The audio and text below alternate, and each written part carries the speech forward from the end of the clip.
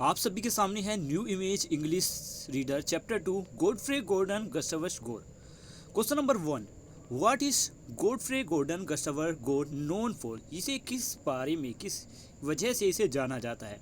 Godfrey Gordon Gustavus गोर एक लड़का है जिसे उसके बैड हैबिट, दरवाज़ा बंद ना करने की वजह से जाना जाता है।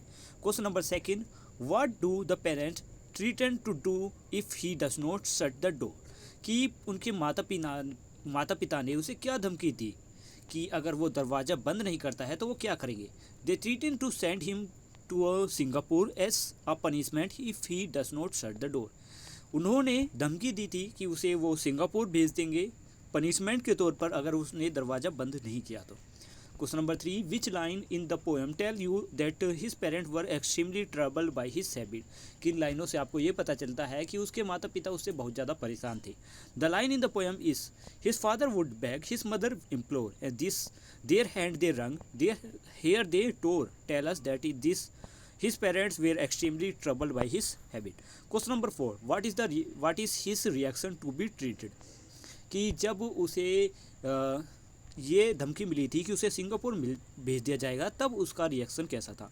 ही beg for mercy and requested his parents not to send him to Singapore. He promised to shut the door before now onward.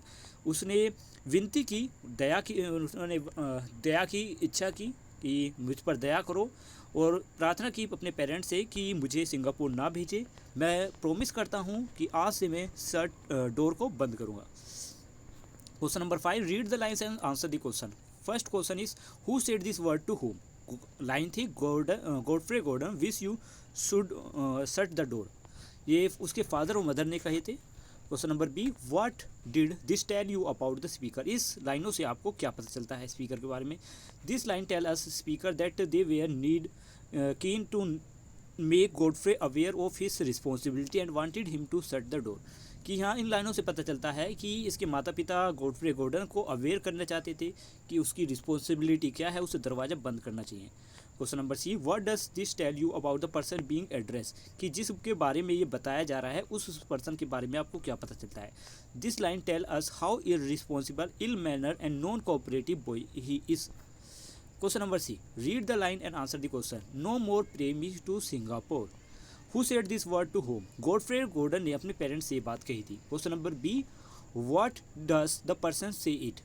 Y does the person say it? कि इस पर्सन ने ये क्यों बोला? He said this as the idea of separation from the parents might be making him anxious.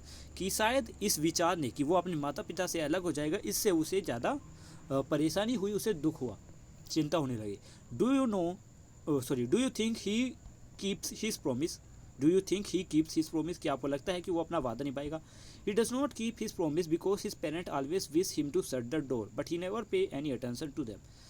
ठीक है, तो यहाँ पे लिखा हुआ है कि शायद ऐसा मुश्किल होगा कि वो अपने प्रोमिस को निभाएगा क्योंकि उसके माता पिता उसे हमेशा कहते हैं इस बात को कि उसे दरवाज़ा बंद करना चाहिए, पर वो कभी नहीं करता। Question number 1, think and answer का। Do you think the Godfrey Gordon Gustavus Gore crime is so grave that he deserve punishment? Y?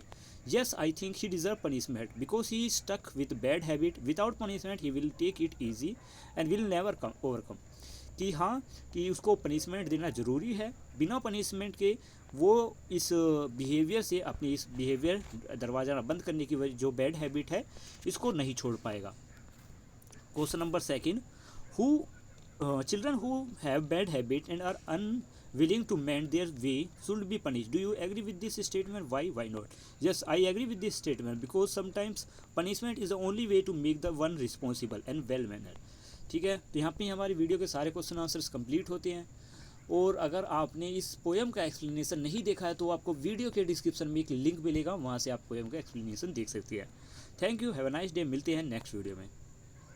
Okay, bye bye.